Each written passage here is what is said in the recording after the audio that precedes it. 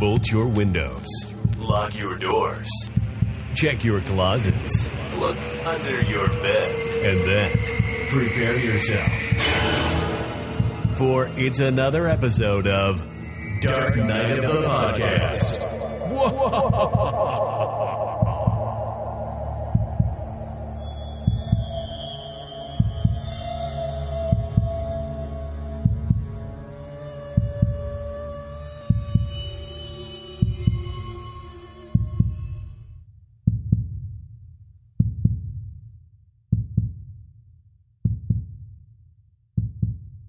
Ho, ho, fucking ho. My favorite ho. Troy, how are you? What is up with you, Roger Connors? Season's greetings. Yes, season's greetings. Yes, what a wonderful holiday season this has turned out to be, huh? It is. You know what? I gotta say this. For this year being like what it's been, I feel like people are extra festive this year because if they don't dive into the holidays, they're going to lose their minds. So I feel like people are venting their frustration and their claustrophobic paranoia because everyone's cooped up. They're venting it in holiday displays. I don't know if you've noticed, but the Christmas displays this year are phenomenal. I've not seen a Christmas look this extravagant in a long time. So I'm thankful for that. Looking for the little miracles right now. Oh, absolutely. Yeah, I mean, I get that. I have not been very festive this year. This is the first year in a long time that I haven't decorated or put up anything. But hey, it's still Christmas time, and it's still a wonderful time to just appreciate, I guess, that we've made it through another year, and yeah, somehow, some way, yeah. Reasons to be thankful. There are still reasons to be thankful. We put up a tree, my lovely boyfriend and I. We put up a tree. My first time putting up a Christmas tree, probably in about 10 years. And you know what? I'm feeling it. I'm feeling the Christmas season. It's in my blood. So I'm all for it. I'm diving in. This is rare for me. I think it's because I'm in a healthy relationship. And it's allowing for me to enjoy the season, whereas a lot of people, I think, are just over this year to begin with. But you know what? With Christmas and with the holidays comes one of my favorite genres of horror, and that is the holiday horror which film. is why we are bringing you this kind of little bonus extra special episode this week. Since it's Christmas week and we are horror fans, we both, I know Roger and me both love holiday horror. It's one of our favorites, and it's really cool, to see on social media all the other horror fans that are posting the holiday themed horror films that they're watching each day. I mean, I know that's a big thing to do for horror fans in December is each day watch a different holiday horror themed film, which I definitely partake in. I dig out my old favorites every year and try to find new favorites. But we're going to do something a little bit kind of different this week for you guys. So yeah, talk about it, Roger. Yeah, I agree on that in saying that the holiday horror film is one of my favorite subgenres. Because I do love the spirit of Christmas, and I also love the violence of horror. And when you get those worlds to collide, the many gifts it gives. And the Christmas season is about gift giving, and we're going to give you guys some gifts today. Because one strange fact about Troy and I, one thing we share in common, it's very unique, is, aside from being podcast personalities, we are also filmmakers, and we both are known, and I say that we are known, not by many, but by the few that know of who we are. We are each of us known for our own unique holiday horror film. Troy is known for directing the slasher known as Mrs. Claus, originally entitled Stirring. And I am known for a film you may or may not have heard of, known as Mother Krampus 2, Sleigh Ride. It is somehow attached to a movie called Mother Krampus, which it has no relation to, and we'll get into that. It has no relation to Mother Krampus, but it is a Christmas horror film, and it does succeed in that. And that is one thing it is known for being both Christmas and horror. Other than that, it doesn't succeed at much, but we're going to talk about it anyways. So we thought it'd be interesting, since this is a season of success for both of us, to maybe discuss our individual projects, as well as the projects that have inspired us in this subgenre. Some of our favorite films fall under this subgenre, and it's going to just be really fun to talk about this, I think. So this is a little different. Troy and I are going to give you something, a holiday gift. Yeah, I think we're gonna share with you some stuff. If you guys have seen either film, Mrs. Claus or Mother Krampus 2, we're gonna share some probably stuff that you don't know or haven't heard, and make, like, behind the scenes of actually filmmaking. Because, a lot goes into putting these films together. And it's really interesting. Yeah, these two films, I think, were filmed around the same time, and they actually came out the same time. I think I can't remember if it was like one of them came out a week before the other. I can't remember how it was. I can't remember if Mother Krampus 2 came out the week before Mrs. Claus did, or vice versa, but they came out virtually the same time. So it is really interesting. And if you watching Mother Krampus 2, there are some kind of interesting similarities to the film, to both films. Yeah, it's cool. The one cool thing about these films for us, and you and I specifically, and are getting to know each other, is, we were friends on social media, but like you said, we were working at these at the same time. We had these films come out around the same time. There's no way they could have really influenced each other or anything, because we hadn't met at this point. We just, what are the chances? We're both attached to these films that are, that kind of ended up, to a certain extent, defining our careers, at least up to this point. It was ironic, and it really, I think, helped define our friendship too, because it's something that you and I share. So it's going to be a lot of fun talking about this. Picking each other's brains, Yeah. So Troy, if you don't mind, I'm just going to jump into. I got a series of questions here that I've been aching to ask you, because we've never really talked about these projects in depth. But just diving right into it, Mrs. Claus, originally entitled Stirring. What was the inspiration for this? This was your second film, correct? Yeah. So what inspired for you to go this route after Party Night? What inspired this for you? My favorite horror film of all time is Black Christmas, the original Black Christmas. I even have a Black Christmas tattoo.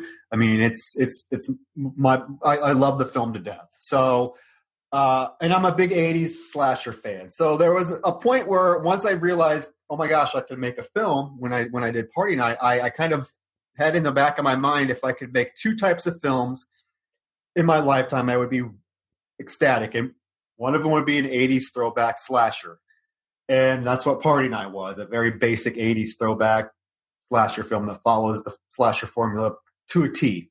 And then the other one was a Christmas-themed slasher film. So, yeah, so that's basically that. I just wanted to do a Christmas-themed slasher because, like I said, Black Christmas is my favorite horror film of all time, but I also love the more obscure Christmas horror films like To All a Good Night, Silent Night, Deadly Night, though that's not really obscure, but those types of films that are able to create, like you mentioned at the beginning, I think this is one of the reasons why I think Christmas horror is so appealing to me, because you take like the beauty, the peacefulness of the holiday season, the Christmas season, and then pair it with horror and gruesomeness. And there's just something about it that just is really uneasy, but also beautiful. I mean, so yeah, I mean, that's it. I just kind of come up with a story that kind of fit around Christmas and tied Christmas into the story in a deeper level than a lot of, I think, other Christmas themed horror films do. I feel like with Mrs. Claus, Christmas definitely has something to do with the plot. There are other Christmas-themed horror films that have come out, and we could talk about this at some point, maybe later, that I feel like they're called Christmas horror films, but Christmas really has nothing to do with the actual plot of the film. It's more like a set piece. So I wanted Christmas to be really important to Stirring Mrs. Claus when I was writing it and making it. Yeah. Now, and I do know we've talked about the fact that Black Christmas, the original Black Christmas, an iconic film, is your favorite. We talked about that because it's one of my favorites as well. And I also love the 2006 remake, which I know is a topic that people are, so, they have one opinion or another, but that is like the Black Christmas, it was really definitive for me. And so knowing that about you, I think that was one of the early topics we really got into while becoming friends, was discussing that film and the scenes with Olivia Hussey at the bottom of the stairwell, and how suspenseful it was, how it really managed to capture that element of suspense while, being a very beautiful movie. What aspects from Black Christmas specifically, how did that influence your film? And are there any key moments in Mrs. Claus that are like direct nods or hat tips to the original Black Christmas? Oh boy, that's a good question. I feel like, obviously both films are set in a sorority house, or, both films take place in a sorority house. Both of them deal with the sorority. I think that Black Christmas is such a festive looking film in terms of how it's constructed and in the set design, that Christmas is heavily felt when you watch that film. It captures the Christmas atmosphere very, very well. So when I was doing Mrs. Claus, one of my goals was to have like something Christmas in every shot, like in the background, something Christmas in every shot. And if you watch the film knowing that was kind of my mindset, and you watch it with that in mind, you will see that we pretty much accomplished that. There's maybe like one scene where there's nothing Christmas in the shot, but we really tried to make it look as festive as possible, because when you watch the original Black Christmas and the 2006 remake, which I feel like a lot of people are coming around to now. Very much so. I think ahead of its time. Yeah, when it came out, it was widely hated because it took such a different route than the original. But now I feel like, especially after the disaster that was 2019 Black Christmas, people are coming around to the 2006 and being like, hey, you know what? This one's not as bad as we originally thought. That both films capture that Christmas atmosphere extremely well.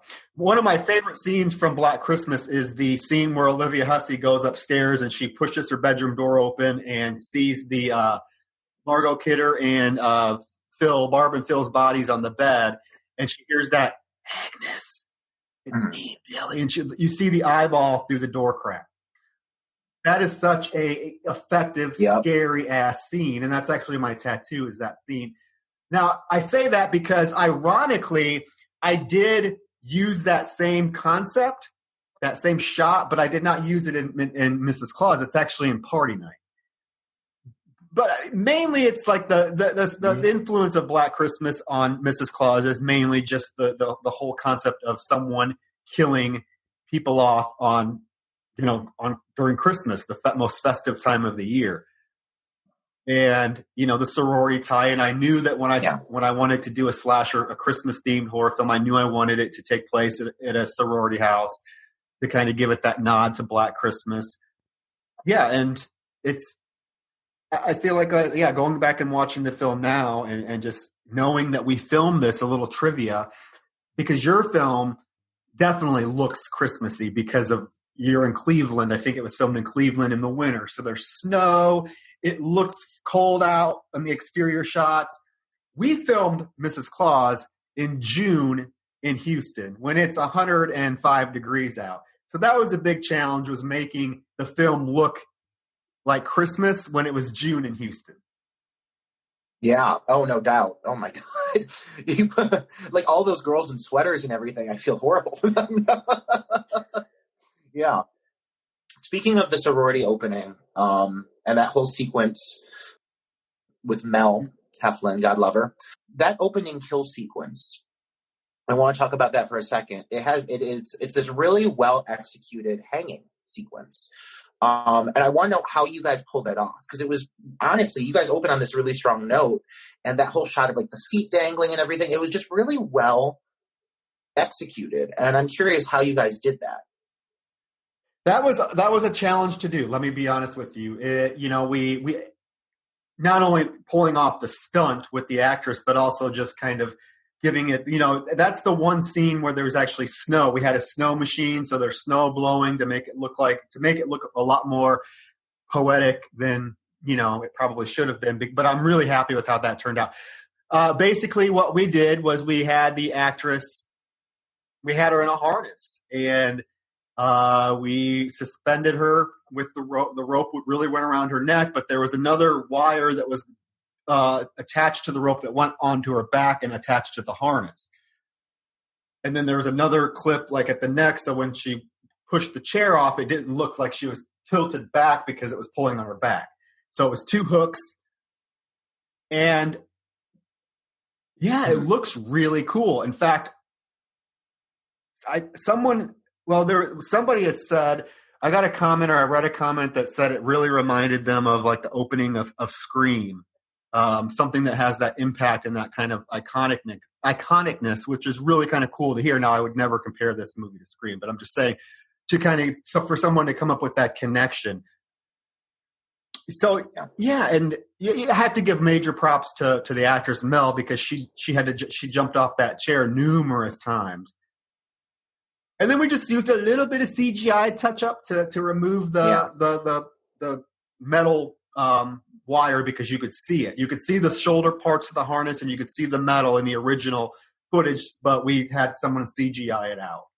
Gotcha. Yeah, that's pretty seamless, to be honest. If you guys that's where CGI, I think, is its strongest, at least on this budget, is when you use it just enough to like remove a little bit of something or enhance something, and not depending on it. And in that sequence, I wouldn't know that there was any CGI. So that's impressive.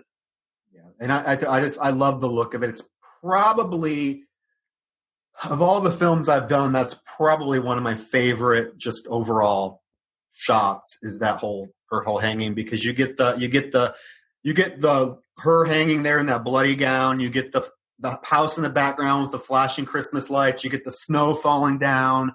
It's just such a cool image, I think. Yeah.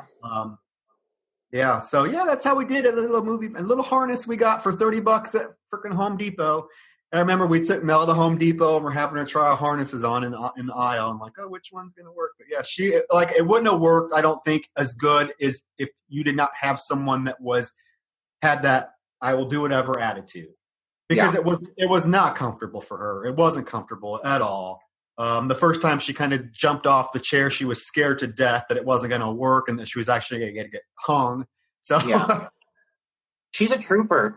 She's a trooper, man. She'll do whatever it takes. God love her. She's a good girl. And you worked with her again since, and I understand why, because she'll do whatever it takes to make a scene work. Oh yeah. And I think you're right. I mean, that scene, obviously, it opens on such a strong note. That being said, and then it all goes downhill. No, not at all. What do you say? No, no. I was going to say would you consider that your favorite death? And if not, what is your favorite death in the movie? Because I mean, there are plenty of kills in Mrs. Claus. Well, okay, so I think I wouldn't say that's my favorite death. I think my favorite death scene, I think there's a tie. I think Kaylee's opening death scene with the dildo and the knife is pretty damn bloody and disgusting. But then I also really love the shot or the death scene with the character of Tyler getting the candy cane shoved down his throat. Because the way it was edited and shot together, it really looks like it was shoved down his throat. And if you're paying close attention, you see like a squirt of when the candy cane goes down, you see a squirt of blood shoot out of his mouth. I just like the way that turned out. And plus, I'm partial to that because I played the killer in that particular little scene. I was the one in the Mrs. Claus outfit shoving the candy cane down his throat. A great look for you, Troy. With your soft feminine physique. But there's a lot of deaths in Teacher Shorter, Teacher Shorter too, but Mrs. Claus that are pretty, that turned out pretty well. And you got to give major props to the special effects artist, Heather Benson, who did my special effects for Party Night 2, because she really is kind of like a one-woman operation. She shows up on set by herself and does all of this amazing special effects work by herself, and she just knows like how to execute these death scenes and how to make them look the best they can. And if that's anything, people that even like hate the film or give it, 0 stars on IMDb or 1 star and say it's the worst film they've ever seen, which you as an indie filmmaker, you have to be used to that. But even some of those people that hate the film they at least say that the death scenes are cool. So, hey. Yeah. Yeah, definitely. I think one thing with Christmas horror, with holiday horror, there's a certain like expectation, a level of expectation of really creative kills that also somehow tie in to the season and tie into Christmas imagery. And you've got to be creative because, a lot of these have been done. And you've got to find new ways to incorporate certain items or certain sequences or, even the music and the score. Like, a lot of this has been done to a certain variation, to a certain extent, so we've got to find new, fresh ways to, I don't want to say rehash that material, but to make it feel original again. And I do think that Mrs. Claus succeeds with that in several areas to provide a really enjoyable experience, to be honest. I really enjoyed the film. You were really lucky for this film to involve some pretty well-known talent from the genre, from the industry. Brink Stevens, this was the first time you worked with her. Yes. And Helene Udy, correct? Yeah. And then both of them tied to classic, iconic films. How did that come to fruition? Like, how did that happen for you? This was the first time, really your first film that you incorporated name talent. How did that happen for you?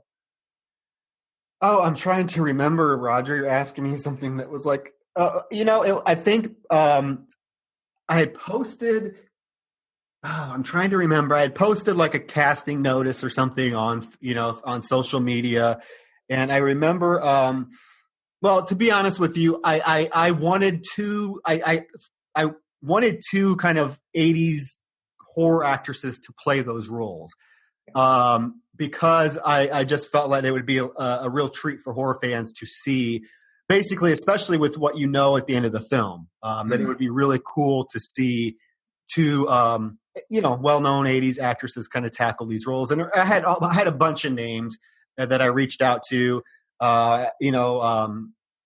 Adrienne King, Amy Steele, people like that, but it just didn't work out because they wanted to get their agents involved and go through all that whole process. And I just, being so new to the whole filmmaking thing, I just did not want to deal with that.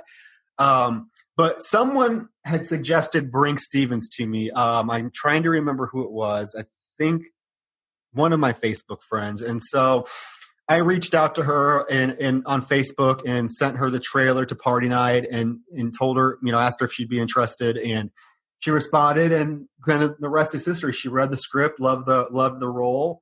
It's if you know anything about, if you've seen Mrs. Claus, you really know that it's a little bit different than what she usually does. It gave her a chance to do something that she just doesn't really ever get to do. Helene, I'm trying to remember as well. I think she reached out to me as well. She somehow saw a post I made and reached out to me. And, she's known for My Bloody Valentine. She's the one that gets probably the most iconic death in that film, where she gets impaled on the shower head.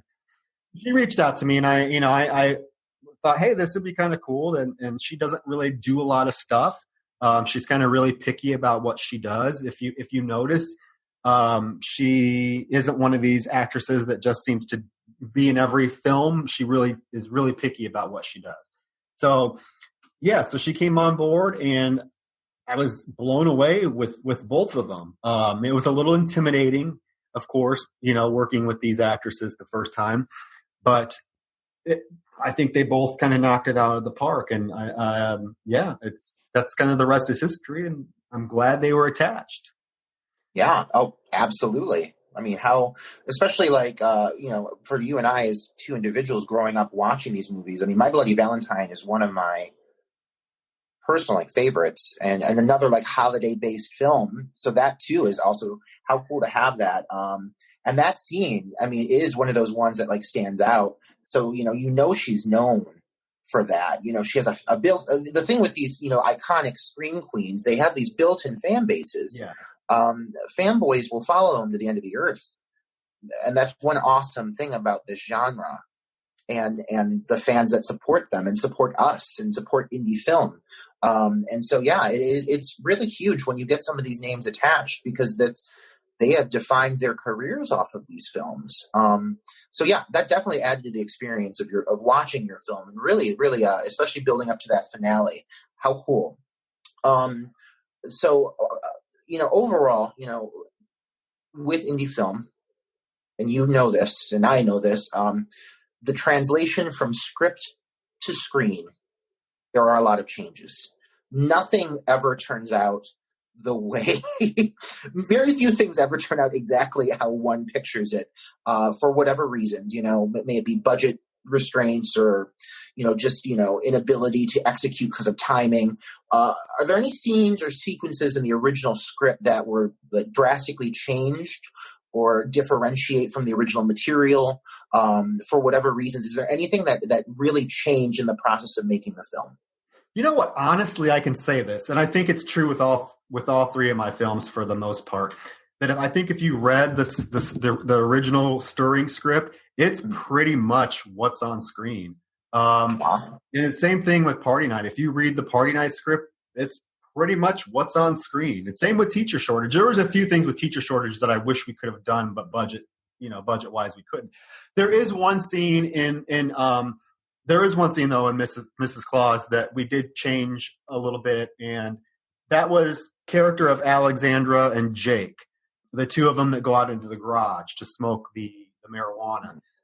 That scene originally was completely different. Like they still go out to the garage, but it actually escalated into a graphic sex scene, and they get impaled while they're having sex on the hood of a car. Much like, it was kind of an homage to the death in Friday the 13th Part 2, Jeff and Sandra. Like, I've always wanted to do a double impalement death. However, it just, the actors, we had a conversation, and, we just decided that do we really need, a graphic sex scene, particularly with kind of the relationship that these two characters supposedly have. It's more of like a friendship than a sexual thing. So one of the actors, Drew Shotwell, who plays Jake, was like, hey, let me just kind of rework this in my mind. And I'm okay with that. I'm open to suggestions. And so yeah, we basically came up with more of a character development type moment than just a moment to be exploitative, if that makes any sense. Because It really was, like I said, in the original script, it was a pretty graphic sex scene. And we made a point that, you don't really get to know these characters as it is because they're secondary characters. So why don't we give them a little bit of a moment where they can show their personalities instead of just being there to have sex and die. So I let them go at it, and believe it or not, they improvised that entire scene. They did not. That was not in the script. The original script, which is very basic stuff, and then they go at it, have some graphic sex, and get killed. They improvised that whole scene, and it's one of my favorites because it is very touching. It's probably the most humorous part of the film because they're talking about Santa getting high, and they're both high themselves, so it just turns into this, and they play off each other so well. And I still got to do a double impalement, just a little bit different. We all win. Merry Christmas. Yeah, right. This project included your first queer character. And this is something that you eventually went on to explore further with Teacher Shortage. Was this something you had always been planning on, kind of delving into? Just LGBTQ topics, having queer characters, eventually with Teacher Shortage, did you know you wanted to make a gay-themed movie? Or was this something that kind of just, developed as you wrote the script? Oh, girl, no. This was planned, I mean, hello. But yes, ma'am. Yeah, right. Yeah, I mean, it was planned. I mean, I've always, obviously as a gay man, I have always wanted to see more representation in horror films. And and we've talked about this. We talked about this in our first episode, where it is so ironic that there are so many gay horror fans and gay filmmakers, but very few gay themed horror films. Yeah. Yeah. So Party Night, that was just basically my little Friday the 13th type, nod. I didn't really explore any gay themes in that. It's just very straightforward. Three young couples. And then, with Teachers or Mrs. Claus, I had that gay character of Tyler, played by the very talented Jace Greenwood. And I wanted to, again, that was kind of another little lighthearted moment where him and the character of Monica are outside on the bench talking, and he has to tell her that he's gay because she has a crush on him, is trying to kiss him. It's just something I felt could be very relatable to gay men, because I think we've all had that experience where you're like, oh no, honey, you don't know. That's kind of sad, And there's even that little joke where the Jake character says, Tyler's gay, or Monica tells Jake Tyler's gay ass is still out there, and she says, Jesus Christ, did everyone know? It's just little things like that. So yes, that was always the plan. And then yes, it's explored much more largely in teacher shortage. So I'm getting gayer and gayer as I go along, Roger. Well, thank God. I can't wait for the next one. Glitz and glamour. The next one's going to be fucking all out. The musical numbers will be phenomenal. Yeah, right. Speaking of musical numbers, we have to talk about your film too. Oh God! Well, I only got a few more with this. I'm wrapping it up. But I do have a few. I do want to know. You mentioned this a little bit earlier. With the ending, I was surprised with the ending and the route you took, and you can censor this how much you need.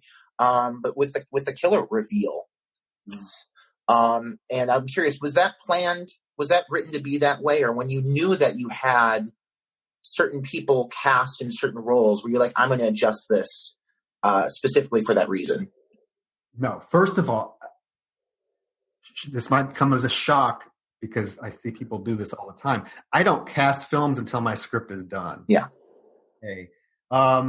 And B, I kind of knew who the killer was going to be when I was writing the script. I'm also, and I don't know how, I might be exposing myself as some giant hack here, but I don't like sit down and draft out a script and do character backgrounds. I just sit down, I have an idea, and I start to write. Mm-hmm. I don't do a lot of pre-writing or pre-planning.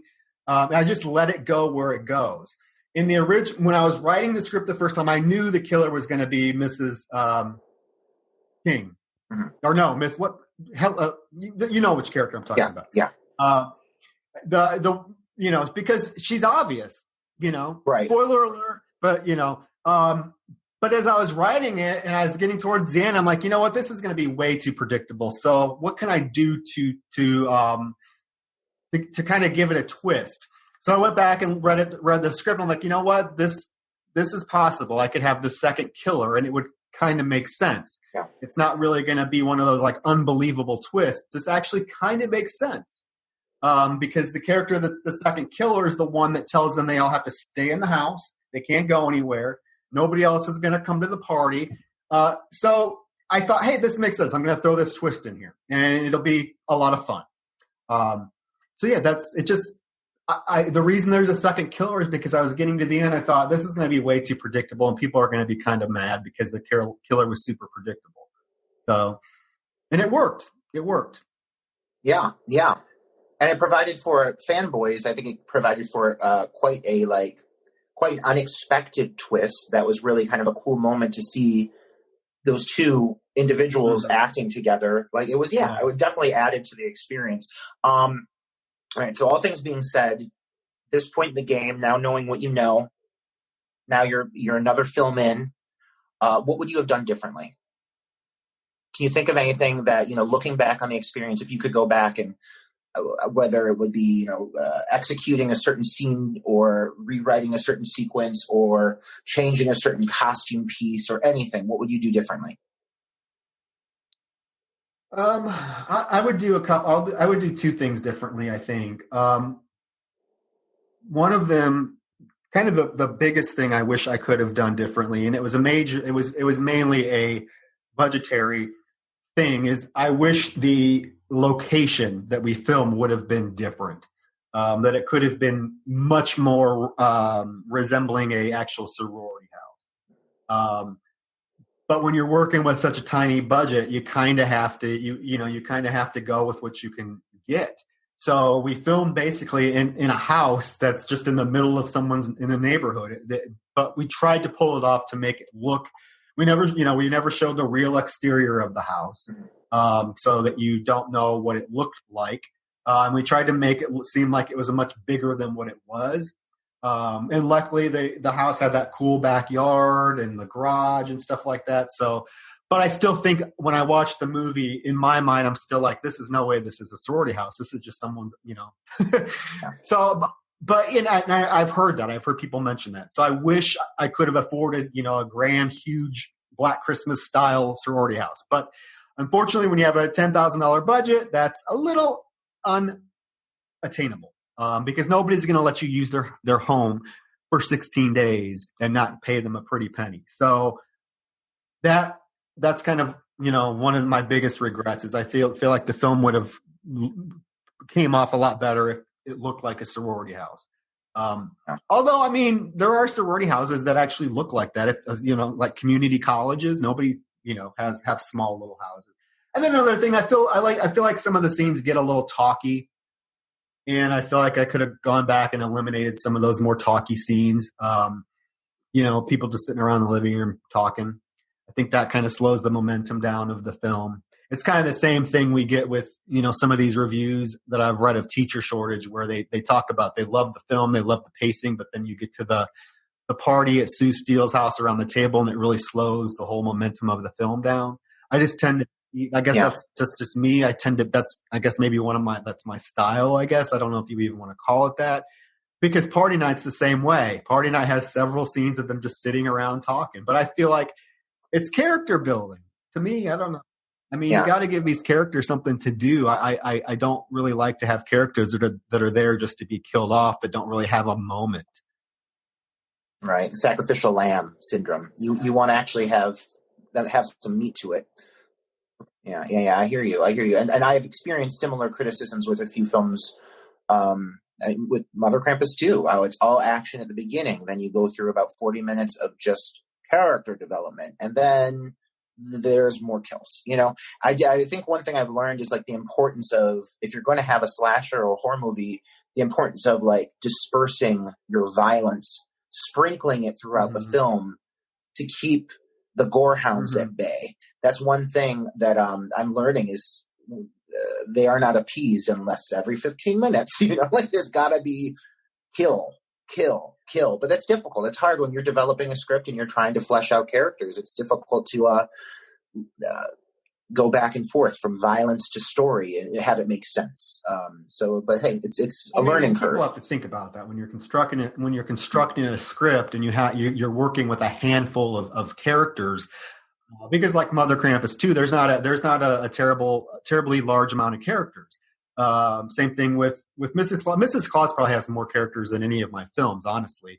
But you still don't have that many characters. So when you're writing a script, you have to think about how are you going to get these characters alone to be killed, and it just kind of has to naturally flow. I would rather get to know. I mean, maybe I'm a little bit different. I'd rather get to know characters a little bit more than just have them get killed off, because then when they get killed, I feel like it's a little bit more effective because you've been attached to the character and you don't want to see them die, or maybe you do want to see them die, but they're annoying, but at least you got to know their personality. Yeah. I do. One thing that does drive me crazy is when you watch a film and you can't differentiate between the characters because there's been so little time invested. There's so many movies I've watched that that's the case. There's so many I've been in that's the case. I've played so many characters where like I don't even remember my character's name. I just know how I died. But all right. So end of the day, Mrs. Claus out. This is the second, third Christmas now. Second or third is what? This is the third. This is the third Christmas. The third Christmas, third holiday season that you've gotten to bask in the glow of having a Christmas horror movie, because the one nice thing about having a film like this is it always comes back and it's always acknowledged. It's on some list or someone's viewed it. You can find it hashtagged, whatever. What are the chances of getting a sequel? Well, you know what? A sequel is in the works. If anybody followed me on social media, you saw me post that cool poster for it. I know. That's why I asked the question. I knew the answer. I'm right. I'm working. I'm making tweaks to the script. I know because I've been in contact with a lot of actors that I'd like to work with, and they keep asking about it. And the script is just it's difficult because I'm trying to do the story justice. I'm trying to continue it in a way that kind of amps up everything that made the original what it was. So I want it to be a lot more grander. I want to have it be more complex, more layers to it. So I've literally been trying to work on this script and get it where I want it to be and have it make logical sense. And it's difficult. It's really difficult. Writing a sequel is probably the most difficult thing I've done. And in fact, I kind of turned away from it for a few minutes and started working on another script that I've been working on for a long time, just to give myself a little break from it. But it's going to happen. It's going to happen. I have the basic storyline already in my mind. The one cool thing about it now, and I think, it's going to kind of suck because somebody might steal the idea, is that it takes place on Halloween instead of Christmas. So it kind of blends the two holidays together. And I have to get it done because the whole script basis relies on the character of Kyle, who is portrayed by the magnificent Billy Brannigan, who I love to death. His character comes back. So I have to do it before he gets too old and doesn't look like he's like 50. And, then it could pull off that it was like a year later, because the story picks up about a year later when he returns to the campus. It's part of a fraternity, and just so happens that a lot of people have suspicions that he was the one that was responsible. He had more to do with the Mrs. Claus killings, as they're known now, than he originally let on. So there's a lot of people suspicious of this. See, you guys are getting the insight of what this could be about. A lot of people are suspicious of him, that he was more involved, especially with his girlfriend, Danielle, going missing. You get to know, you'll find out kind of what happened with that whole thing. So there's a lot of people on campus that are suspicious of him, and it just happens that there's a big old Halloween party gathering taking place, and lo and behold, it's really popular at this college campus now for people to dress up as Mrs. Claus for Halloween, because why not? The killings happened here. The Mrs. Claus killer was here. So you get a bunch of Mrs. Claus lurking around, and then people start getting killed, and tons of red herrings, and who could be killing people this time and why? I don't know. My goodness, you heard it here first, folks. We just got the synopsis for Mrs. Claus 2. And I did not know that was coming. So thank you, Troy, for sharing such a meaty updates with us. We'll see how many people listen now because well, they're going to be knocking on the door asking to be part of it. And thank God, with Hollywood nowadays, with the magic of CGI, we can de-age all of your actors for a mere budget of several $1 million. All of these actors with their faces sandblasted, looking like marble, or the glory of prosthetics, all looking like they're 12 years old. But that's so cool, man. I'm so excited that you're doing a sequel. I love sequels. Just to see, you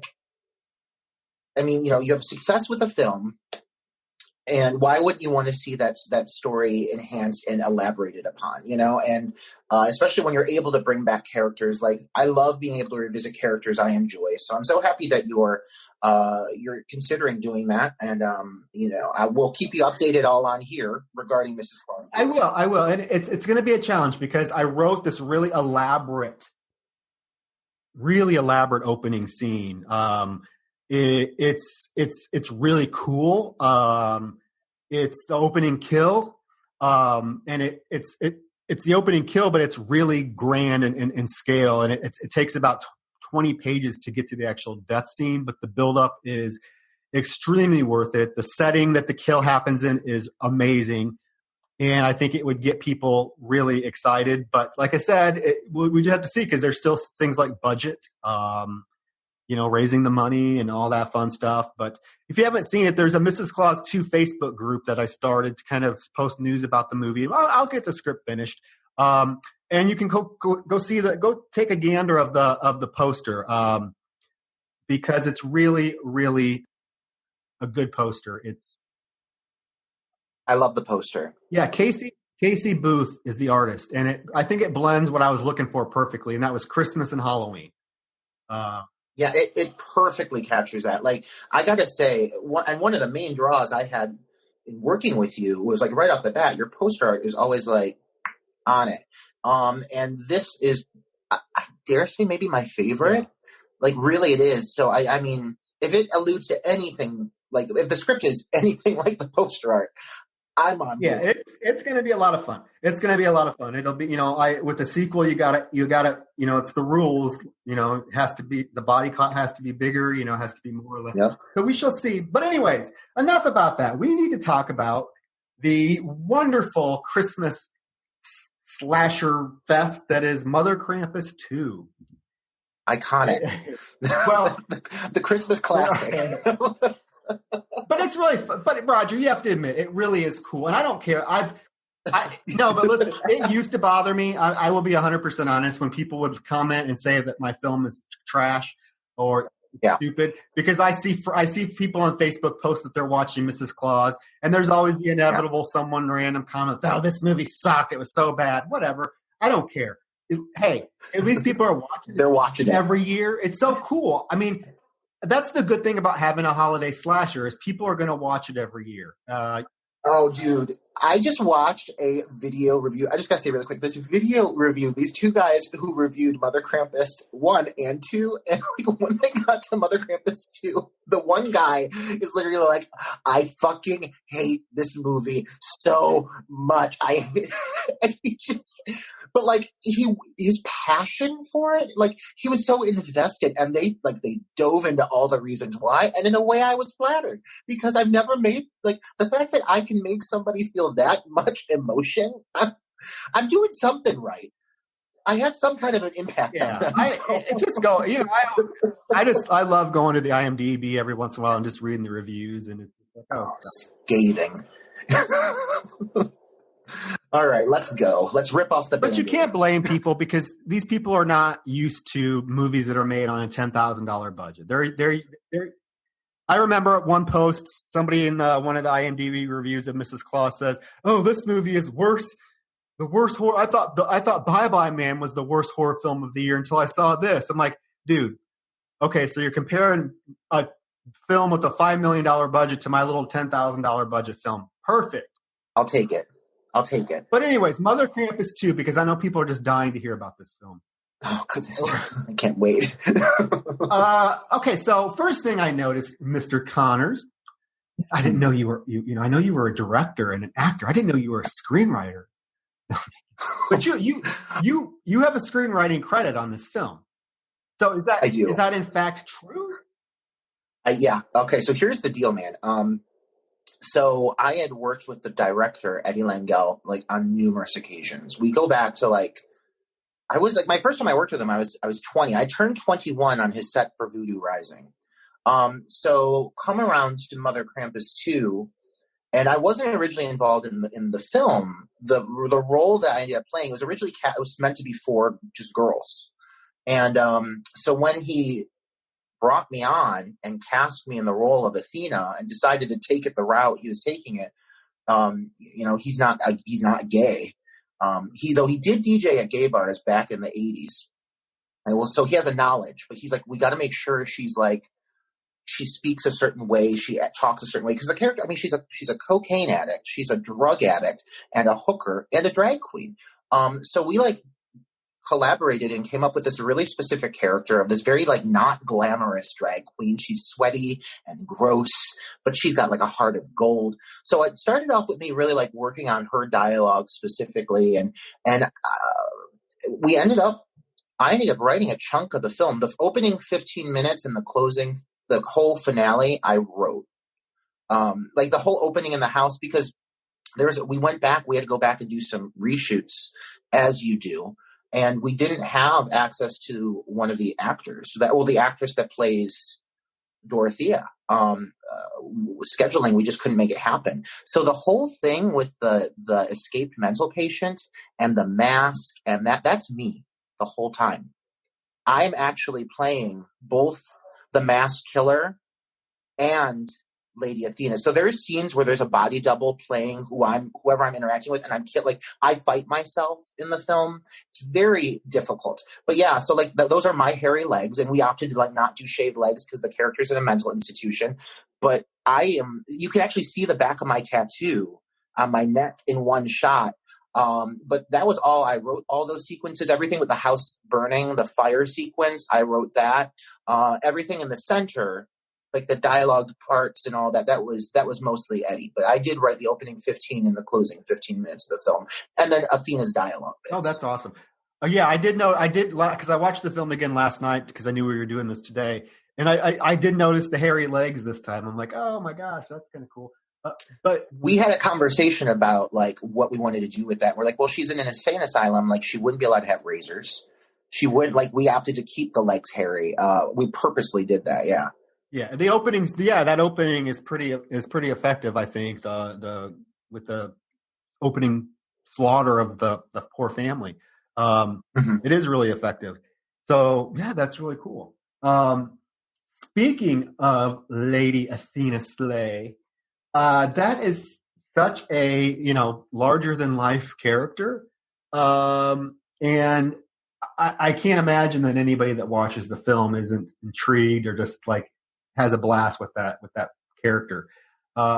Because it really is, that's really the most charismatic, even though she's, foul mouthed and whatnot, I think likable character in the film. I like her little jabs at Dorothea, when Dorothea says, "Oh yes, I have a broom," and Athena says, "Well, yeah, I bet you flew in on it too." It's just these little jabs she takes. Very engaging character. I've never seen. It's definitely a different type of character than I've ever seen you play before. So, how did you prepare for it? Is drag something you have experience with, Roger? Were you a big old drag queen in the 80s or the 90s in Cleveland, or what? Because you have a whole full-fledged drag number and everything in this film. In my early 20s for about 5 years, I did do drag. I did. Yeah, I did. And it was kind of just it was a time of exploration for me, because I was really figuring out who I was as a gay man, and my mask versus my femme side, and where do I fall with that. And so yeah, I did drag when I was younger, and I had a really good experience with it, and it was very fun. But so when it came to this character, and Eddie, the director Eddie, knew that, and was like, what if we took it this route? Because he has this funny obsession with the queer culture, even though he's not queer, having worked in gay bars and DJing in them, he knows a lot about it. And he's like, what if we did this and really played towards what was now at that point my developing fan base was a lot of gay horror fans. And I was completely open to it. And we did try a whole first concept. I have a photo of it. She looked totally different. She was way more glamorous, dark hair, black hair. The face was painted pretty, really immaculate. But it just was one of those things, you've got these girls that are on parole, you have a stripper and everything. And I was like, I kind of want to make her rough. She's not, when you think of streetwalking hookers, gotta love them, making their money however they can. You don't necessarily think of someone who's painted to take the stage. And the whole holiday shtick, the whole reason Athena's dressed up is kind of to be a dick. She's being annoying because she doesn't have to be dressed up like that. And Paula, their parole officer, she even makes comments about it. Athena's just being an ass. That's who she is. But we purposely chose to make her rough around the edges. And that really led into that dialogue, that really kind of nasty, bitchy dialogue. Get really confident in herself because she really doesn't give a fuck. It was really fun developing her. A lot of those jabs and a lot of those little one-liners were all improv. Just because I know a lot of queens, I know how they talk, So yeah, even the dance number, it's not it's something where I was like, this girl is taking the stage and she's going to be doing splits. No, she's just being a dick. Athena's just being herself, and she likes that all eyes are on her. And she was just really fun to play, and very relatable for me because I know a lot of those queens, those rougher queens who want to break into the scene but don't necessarily have the means to. It was a very fun performance. Very fun character. Very fun performance. You totally look like you were having a blast with it. That definitely shone through. What would you say is your favorite scene from the film? I would say in the sense of executing it, my favorite moment and probably my proudest moment from the movie, and because I just pulled this out of my ass, the fire sequence towards the end of the movie where Caitlin Newberry plays Victoria. And this was my Black Christmas hat tip, because I wanted to have something in it. And so that whole stairway sequence where she's like, Paula, she's screaming Paula, the house is on fire. Paula, where are you? That was very much the equivalent of the Olivia Hussey at the bottom of the stairwell. Please answer me. I was I want to capture. Any fan of Black Christmas is going to know that this moment is a wink to the audience. But that whole sequence, we literally created it with gels, with good lighting and a smoke machine. And I'm really proud of how it turned out. It looks, the effect looks better than it should have. With the sound effect of the crackling, and she's having to run upstairs because all the doors are locked. That building climax at the end of the movie, I think is one of the payoffs, and I'm really proud of that whole sequence. Yeah, it definitely gives the film definitely a higher budget feel to it, because you don't really see a lot of that in a film that has the budget that Mother Krampus 2 did. So yeah, definitely impressive. Looks cool. Executed very well. Now, just was this always meant to be a Christmas themed film? I mean, was that? Did you guys say, okay, we're set out to make a Christmas themed slasher, or did it just? Yeah. So originally, Eddie was planning this before I was involved. He originally was entitling it Sleigh Bells, and then there was another movie that was announced called Sleigh Bells, and then it changed to this movie. The Naughty List was the second, which was my personal favorite, because how with distro companies you had the same thing. They changed it to Mother Krampus 2. We're in no way related to Mother Krampus 1, nor did we plan to be. We had no intention of riding on those coattails. And I know it even offended the filmmakers of the first film, and I get why. This literally was just a distro deal where after it was signed on, they just attached it to that film, and we were kind of thrown off by it. But whatever, it is what it is. But yeah, no, the original title was Naughty List, and then that went to Lady Krampus, because the distro company was we really want the term Krampus involved, and then they ended up calling it Mother Krampus 2. That just seems silly to me, because there's no connection to Krampus at all. And I really hope a lot of people listen to this, because there was someone on Facebook in one of the horror groups that posted. I don't know if you saw it or not. Maybe if you did, I think if you did, he posted that he was the poster of Mother Krampus 2. And this long rant about how it sucked, and the fact that it was trying to ride on the coattails of the first one, even though it had. And I wanted to respond, hey, that was not the intention at all, because I know we've talked about this, and it's the same thing with Mrs. Claus. My distributor changed the title and then gave it very misleading artwork, much like your film has very misleading artwork that you would not know what the film was about. But yeah, so I was just curious. Yeah, I'm very thankful for the opportunity to get distro, as with any situation. But one thing that happens in a lot of, if you're a filmmaker and you're listening to this, that you lose a lot of control, at least on this level, because you're relying on these smaller distro companies to get your product out there. And in their mind, it's by whatever means necessary. If that means a title change, or that means poster art that is misleading, or I'd say more films. I have more films that I've been in that have had their title changed than not at this point, which is kind of unfortunate, because when you're creating this product, you have a vision. I'm sure with Stirring. Stirring is a great title. I completely get why you'd call it Stirring. I don't know why they wouldn't want to call it Stirring, but it is what it is.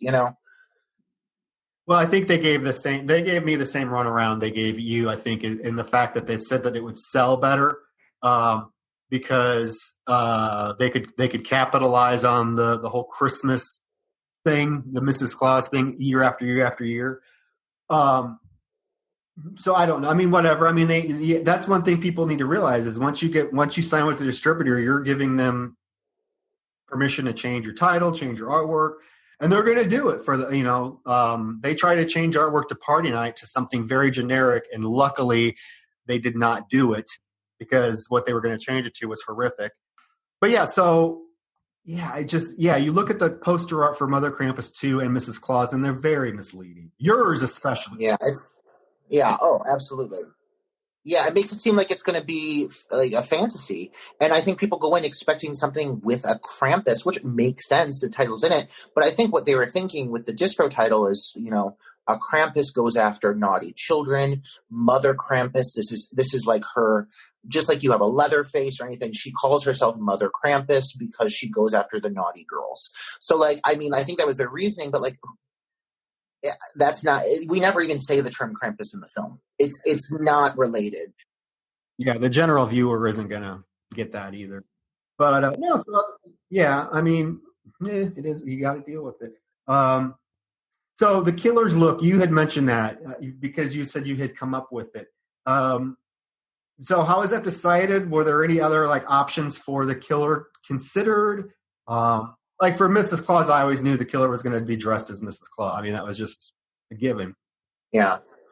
So the killer's costume, originally she did not have an alternate costume. Mm-hmm. The whole thing with the family getting killed at the beginning of the movie and the in-home nurse getting killed, that's a matter of editing. So we filmed everything with this, she's escaped from an asylum. She has this mask. She comes in, she kills everybody. Then there's a sequence where she walks into the bathroom and you see her change. You see the mask go into the sink. And then you see a mirror shot. And it's literally we reversed this mirror shot to show her getting dressed. Because originally it was her disrobing. We reversed it and made it look like she was changing into the clothing of the older woman she killed.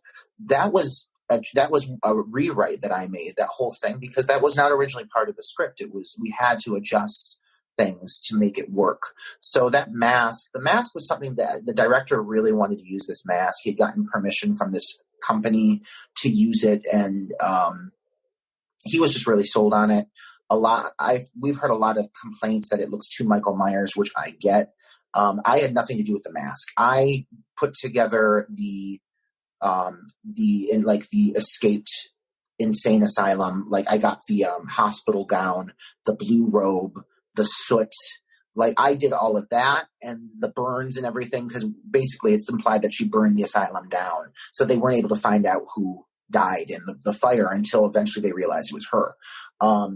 But the mask was on the director. But yeah, that was honestly all added in because we needed basically an additional 30 minutes of film.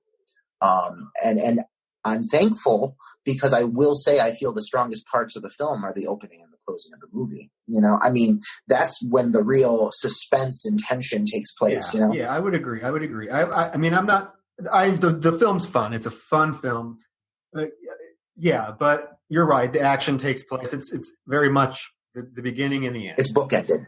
Yeah. Yeah. And in the middle, it's a lot of, there's not a lot of tension in the middle part of the film. Right. So yeah, I get that. How long did filming take? I mean, honestly, it took about probably 3 years because we went back and had to redo a lot. Yeah. We started filming it, I think 2014, maybe. And then obviously it came out 2018. So yeah, I'd say about 3 years. And then with final editing and everything. Yeah. I mean, we went back and did pickups for like I said, the opening and the closing. Those were both filmed separately. That whole finale with the upstairs, and we've purposely tried to find ways to tie everything with the girls in the house to the family in the house prior, so it didn't seem like it was shoehorned in. So when Victoria, is upstairs, she finds the body of the one girl, and it's a kind of decomposed. Or there's the scene where Tiffany, Tiffany Hilton, actress, she smells something, and she's like, "What is that smell?"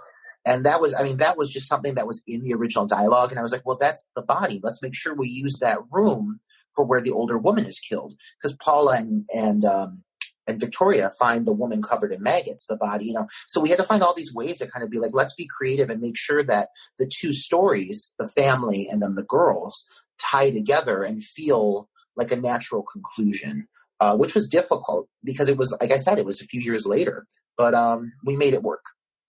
Yeah, you did, because you would never know that it was filmed over a course of that many years. Yeah. Where, Mrs. Claus was filmed basically in 16 days, all straight together, right in a row. Everything was done within that time frame. I'm so envious. I'm so envious of that. I can't imagine what that feels like. It's nice. It's nice because I can't imagine working on something over a course of 3 years. It's soul crushing. Yeah. What about? So, I know it was filmed. You're from Cleveland. It was filmed in Cleveland. What about the locations? Were those houses that were like people like the director lived there, or? Yeah. So that main house. So one thing about Cleveland is like I live in an area where like we have a lot of historical houses, beautiful historical houses, and luckily Michelle, the owner of the main house, lived in this beautiful home right in like the middle of the neighborhood where I was living at that time, and very generously let us film there. Michelle actually plays the in-home nurse, the one who gets killed in the beginning, who's cutting the chicken breast. But she generously let us film there. And that house is perfect. Like that house, it really is. The location adds so much to the movie. And we didn't really have to trick anything other than the basement. We used a different basement for that one sequence, but all the way up to the attic, that's all her house. And we did film an attic extension. We did film because her attic was just a bit too cramped, but like we did still show like the main flight in her attic, like that stairwell going up and everything. It's just very effective. So we were very lucky with that. Then Chrissy Coleric, who I've worked with on several films. She played Lilith Ratchet in The Curse of Lilith Ratchet, and she played Victoria's mother in a cameo in this film. She was the one that got us the homeless shelter location. And then, there weren't a ton of locations. There's that store sequence, which is like a cool queer store here in the Cleveland area called Dean Rufus House of Fun. And he let us film there because he's always all decked out for the holidays. So we thought that was perfect. But like, luckily, all these locations had some really awesome holiday decor. And we were able to really play them up and really make it feel festive, Yeah, it looks great. Yeah, you're lucky there. Which is one of the reasons why I kept Mrs. Claus almost to one location, because it was June in Houston. So anywhere we would have filmed outside of the house, we would have had to have decked out in Christmas stuff. So that's one of the reasons why it stays in one location. Let me. I lost. Okay, so a couple more questions here, and then we can kind of. Is there anything that you would change about the film or your performance? You asked me this question. A lot. It was a very stressful process. There's a lot of things that, like, I know you've had to probably experience this as well, but like in the moment when you're filming, there's a lot of things that just don't translate the way you want them to, and you have to work around it. And heads butts, and people disagree on things, and things are stressful, and you don't have someone forgot the right prop. Like, plenty of things have gone wrong on these sets, and this one was no different. And the one thing that was rough was like, I often spin a lot of plates. I wear a lot of hats on these sets, and I've learned I need to step back with doing that. But with this one, like, I ended up taking a lot on my shoulders, and I feel like when you're doing too much and you're acting, it can affect your performance. So there's some things with Athena where I really love that I was given like the freedom to do certain things, and there's other areas where I was like, God, I wish I had more time to perfect this, or to have done this a little bit tighter, or said this line a little bit differently. But I think that's just the job of an actor. Like, you'll never be completely satisfied with what you do. But overall, Athena, I would say, has probably been also my like richest role, in the sense of like people acknowledging her. I do get a lot of love. I get like, if I get a message about anything from someone I don't know, if anyone's going to reach out to me, it's going to be because of that film. Most likely, I'd say 8 out of 10 times. And she's gotten a lot of positive feedback.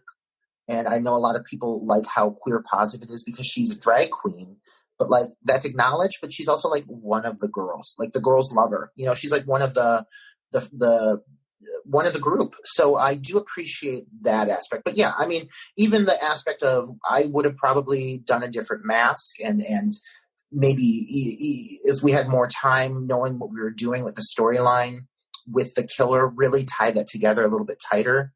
And there were a few scenes that got cut that I wish would have made it into the final cut. But like, yet again, with timing, like, what are you going to do? But overall, like, I'm proud of the film. I learned a lot. I learned so much on that set, especially like ADing at times that like for all of the pitfalls and how rough it was at times, I'm appreciative of the experience. So it was still a payoff in the end of the day. But yeah, there's plenty I would have changed for sure. Well, yeah, that was one of my little notes. Is that I really liked the chemistry that you guys had together. The four girl characters had really great chemistry. I know you and Caitlin in real life are really good friends, so that probably helped. And it really is a queer positive portrayal because of the fact that you said that Lady Athena is just one of the girls. It very much is that way. They don't treat her any differently. She is really treated as one of the girls. And what's really interesting, and I thought this was a really kind of very positive touch, is even the killer, Dorothea, the killer, being this horrible person and this very judgmental person as she comes across, very like religious. She's quoting, scriptures and stuff like that. She doesn't even seem to have a problem with the fact that Lady Athena is a drag queen. She never really mentions it or gives it any jabs. She kind of treats her like she is one of the girls. She calls her darling. I mean, I thought that was a very smart route to go because I think a lot of films or a lot of filmmakers would have made the villain make snide comments about the fact that the character was a drag queen. You know what I mean? And it really didn't happen in this film. Yeah, we could have leaned a lot heavier into those criticisms. We do have that whole sequence with, like, towards the end where I wake up and I'm tied to the wheelchair, and she's like, I'm dressed like a boy. And that was really supposed to be like that, the furthest extent that we took that with her being like, this is how you're supposed to be. But we didn't, like, we could have gone way more toxic with that dialogue, and we opted not to because we knew that if any audience was watching it from me, it was likely a queer audience.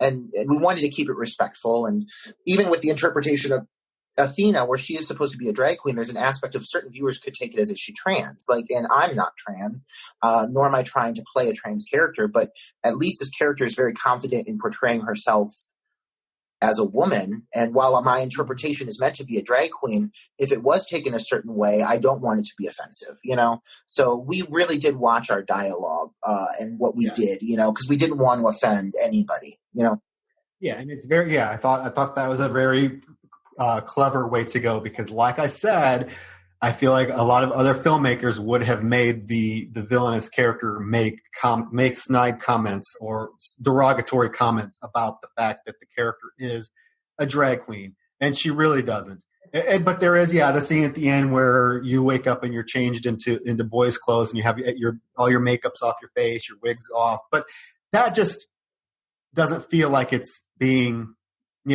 demeaning or derogatory. It just, like you said, it feels like an extension of the villainous character and her personal beliefs, but it's not done in a mean-spirited sort of way. Right. So I appreciated that. But no, that's great. It's great we got to talk about these films and give people some insight into the Christmas classics that are Mrs. Claus and Mother Krampus too. Absolutely. Anything else from that film you kind of experience or anything that you'd like to share? Or? I mean, I'll say the one really amazing takeaway I had with it is that's the set I met Caitlin Newberry on, and Caitlin is now one of my very best friends, and we've worked together on several films since, and it's just, it is, we mentioned this earlier, but having a holiday film in this genre, it is kind of like a gift that keeps on giving in the sense that people are always discovering it from like early November till like early January. I always know that there are going to be people who are going to, for better or worse, discover this film. And you don't really have a lot of these films that we make. They kind of just like fade away because so many horror movies come out every year. And unless you have one that really just hits a certain note, they kind of just get buried. But when it comes to a Christmas horror movie, you know it's going to kind of have a mini resurgence every holiday season. And I'm really thankful for that. And for every individual who's hated Mother Krampus 2, I know that there's been somebody else who's been like, I see exactly what they're trying to do with this, and I very much enjoyed it. And I'm thankful to that. So I thank you. If there's any listeners on here who tuned in for either of us to hear us talk about our films, we appreciate you. Definitely, and you're the reason that we do this. So we're going to keep on doing it, but thank you for supporting our craft. What about you, Troy? Yeah, absolutely. And I feel like some filmmakers are maybe catching wind that doing a holiday themed slasher movie, particularly Christmas, is kind of a good idea because it will get attention year after year if it's good. Because there are several actually Christmas horror movies that don't really get any attention because they just weren't good. And I'm not saying that in a mean-spirited way or saying that our films are good, whatever. But there are some that have dropped into obscurity. So you just have to craft something that's a little bit different. I think my angle with the difference between my film and other Christmas films is that the killer is Mrs. Claus. You don't see that. My film was really the first film that you had Mrs. Claus be the villain. I mean, one thing we both share is our films are the rare scenario of having female killers.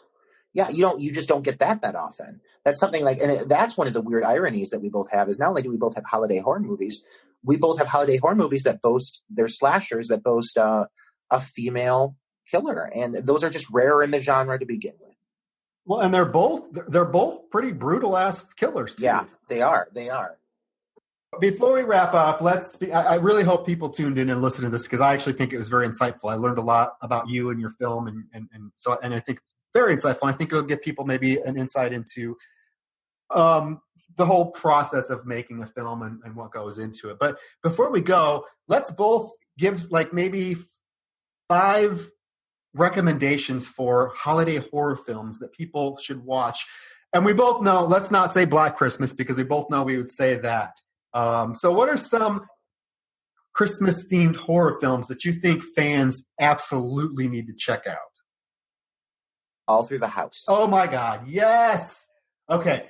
Todd Nunez. I love that film to death. I actually had the pleasure of seeing that film on a big screen. It was in Peoria, Illinois, back in 2016. And it played at a film festival called the Drunken Zombie Film Festival, which is I don't even know if it's still around, but it was at a huge theater, and I saw it on the big screen, and I was engrossed. That is a film. Yes, please check it out. It drips Christmas atmosphere. It's brutal. The killer looks awesome. There are so many nods to other Christmas-themed horror films. I know the fact that Todd Nunez is a huge Christmas horror fan himself.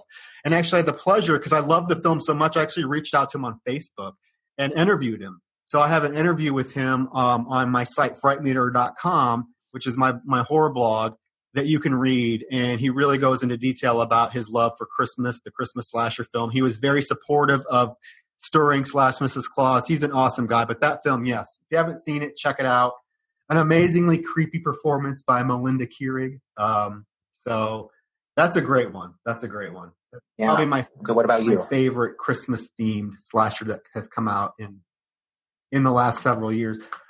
Okay, so I will say one that really intrigues me, and I mentioned it earlier, but I don't think enough people have seen it, is To All a Good Night, directed by David Hess.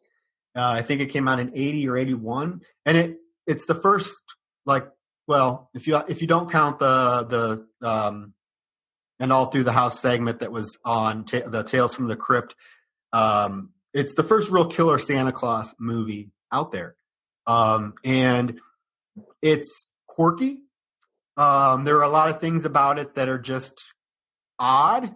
It has this kind of odd ethereal feel to it when you're watching it. Have you seen it? To All a Good Night? I've not seen it. Maybe it has to be in one of our episodes. Absolutely. You keep opening my eyes. But it takes place at a sorority house, and where it opens very similarly to Prom Night. And then you flash forward a few years later, and the girls are staying at this weird, odd-looking sorority house for Christmas break, and their boyfriends fly in on an airplane, which is odd, and to spend the weekend with them. And someone in a killer or a Santa Claus suit starts killing them off one by one in very gruesome ways. But you have to watch the Blu-ray version because the original VHS version is just so dark you can't see anything. But yeah, it's really good. It's really a cool film. I'm adding it to my list as we speak. Yeah, it inspired, there's a lot of stuff from it that inspired Stirring as well. Okay. I mean, you keep introducing me to these titles I'm falling in love with, so I trust you. I'm going to say the Silent Night, Deadly Night remake from 2000. What was it, 2016 maybe? I don't know. It came out a few years ago. I thought it was a really well handled remake. I'm not always huge on remakes, but I thought it was brutal. I thought it had some great performances in it. I thought Malcolm McDowell was very over the top, but I have no issue with that whatsoever. Have you seen that one? Oh, I've seen it. I love that one. I think it is, honestly, I think it's one of the better remakes out there. I love the fact that the director, I think, is Stephen Miller? I believe Steven somebody, but I love the fact that he did something. He took the concept and did something completely different with it, but also gave lots of nods to the original film. Mm-hmm. Absolutely. You still get the whole deer antler impalement. But it's fucking brutal. That is for sure. There's that scene that still gets me every time where he puts the girl in the wood chipper. Oh my God, it's so gruesome. Or what about the full-on axe head split where you literally just see the head, you see the most amazing head bust I've ever seen in my life. Yeah, the gore in that movie is really great. And is it Marley Shelton? No, it's not. Who is that? No, it's Jamie King. Jamie King. I always get them confused. Yeah. Jamie King is becoming kind of like her own little scream queen with some of these last titles she's had. She was in because she was in the My Bloody Valentine remake too. She was, and then she was also in The Tripper. She was the lead in that. But so she's great in this film. I think she's actually great. And it's just a great cast, great Christmas imagery, brutal deaths, the death of a child, that girl who gets tasered, just everything you could ask for, and a bag of chips. Let me think. One more that I would recommend is from 2008 called The Children. The Children. And it's about a couple of families that gather at a house for Christmas. And basically, I'm trying to remember because it's been a few years since. This is really gruesome too. There's some sort of, one of the kids goes in the woods, I think, and comes back and is really, really sick. And basically what has happened is he caught some sort of virus or something that makes kids kill. So the kids start killing off their parents at this remote house. And it's very fucking gruesome.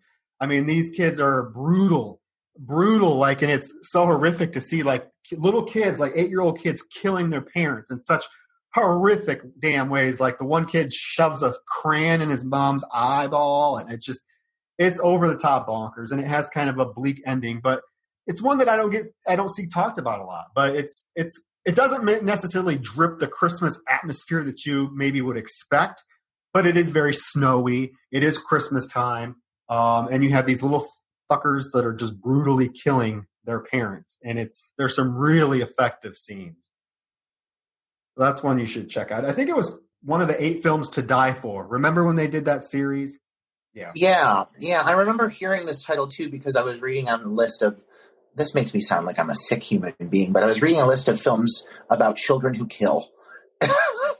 And that was mentioned. And I love seeing a child kill. So I'll have to watch it. And then the last one I want to throw out, and I'm blanking on the title, and I don't know why. It's on Netflix. It's pretty recent. It's a film about a girl who is babysitting a boy during the Christmas season. What is it called? Better Watch Out. Better Watch Out. I knew it was another line from a Christmas song. I really enjoyed it. I watched it not during the Christmas season. I just watched it because it was available and I'd heard good things. But I was really pleasantly surprised by the twist. And again, some really great performances and some brutal sequences. But that one I found very fun. Yeah. I like that one. I watched it recently. And, what's funny is I did not know that it was maybe as of a divisive film as it is, because another queer-themed horror podcast covered it recently, and they got into something that I personally never even thought about when I watched the film. So I'm not going to really get into what it is, but it has to do with misogyny and that sort of thing because of what happens in the film and why it happens. I just never thought about it that way. I just thought it was like, oh, this is kind of a fun little, film. But I guess there's people that think that it's not so fun and is triggering. But yeah, the twist is cool. There's that cool Home Alone death that is pretty brutal. Yeah. That's one, though, that I don't think that when I mentioned this at the beginning of the podcast, I mentioned the fact that there are Christmas-themed horror films that necessarily aren't Christmassy. And I think that's one that doesn't really use Christmas as a plot device, but more as a set piece. Because this film really does not have anything to do with like Christmas at all. Christmas is not part of the plot. The story just happens to take place on Christmas. So you get a house that's decorated, but it's not like Silent Night, Deadly Night that Christmas is essential to the plot. It's still loads of. I think it's loads of fun. I can see now listening to that other podcast episode, why some people may have an issue with it. But I mean, I think that it's still loads of fun. The last one, because we've been doing this for a while, and people are probably sick of hearing this. The last one that I will mention is, it's a tie, but I'm going to say P2. Oh, I love P2. I would never have expected you to say P2. I totally forget that's a Christmas movie. It is. It's the girl gets kidnapped by a hot Wes Bentley after a Christmas. Yeah, he's hot in that movie. He's psychotic, but he's hot. And he's basically terrorizes her the whole film. Yeah. It kind of has a very one set, it's one set piece, which is a parking garage. There's some really awesome cat and mouse chase scenes. There's some pretty brutal deaths. A great dress. Yeah. Another one that I'm just going to throw this out here too is ATM. I think takes place at Christmas, doesn't it? It's a Christmas party, and they get trapped in that. Yeah, with the three coworkers. Yeah, what a bleak ending. It reminded me of P2 in terms of being one setting. Yeah. But yeah, those are our recommendations. So if you haven't seen any of them, check them out. There's plenty more we could talk about, but we got to get going. We've talked your ear off for over an hour now. So my goodness. Yeah. Well, you know what? When you're having this much fun, time flies. And remind people what our next episode is going to be. I can't wait. Next episode. Hello, Mary Lou. Prom Night 2. A classic. Iconic. The hair alone. The fashion. We're going to talk about all of it. But until then, to all of our fans who tuned in, we thank you for giving us so much of your time and listening to us ramble. And I can't wait to get back with you, Troy, and dive into this next film. But until then, I hope you have a wonderful Christmas. For all of our fans, whatever you may celebrate, I hope it is beautiful and pure this holiday season. We all need a little love right now. And we'll be back soon to talk about some vicious, violent cinema. We are ready for 2021, and we have already talked about our plans for 2021. We're excited to grow this podcast, grow our listeners, and get this little gay show going. Oh, it's going to get gay. It's going to get real gay. Yeah. But yes, everyone, have a great holiday. Try to be optimistic, and 2021's right around the corner. We made it through this year, and yeah, Merry Christmas, Happy Holidays, Roger. I will. Bala fucking la, Troy. All right, guys. Happy holidays. Troy, you have a good one. You too. Until next time.